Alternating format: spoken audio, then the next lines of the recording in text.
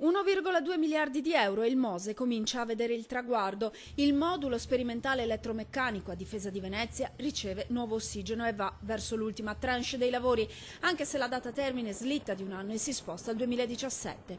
E proprio stamattina, per la prima volta, gli interi 420 metri di paratoie mobili si sono alzati tutti insieme, senza intoppi, a dimostrare che tutto funziona, è tutto oliato. Era oliato in un altro senso. Anche il Mose della Cricca del Veneto, quello che l'autorità anticorruzione Raffaele Cantone ha voluto commissariare. Il Mose, suo malgrado divenuto simbolo del malaffare, attende quindi la nomina di un nuovo supervisore esterno, ma l'iniezione di fondi almeno assicura la continuazione della mastodontica opera ingegneristica.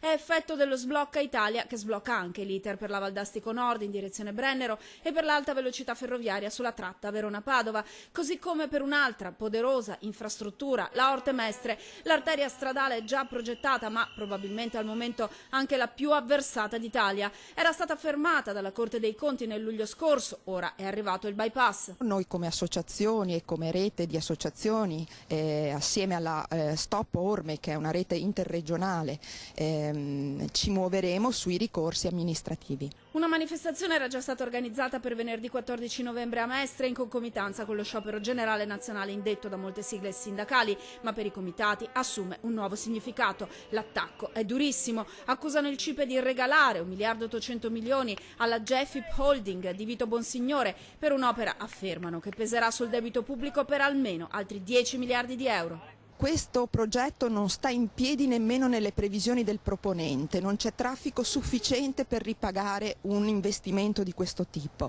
non c'è nessuna necessità, nonostante tutto questo si vuole continuare su questa strada devastante.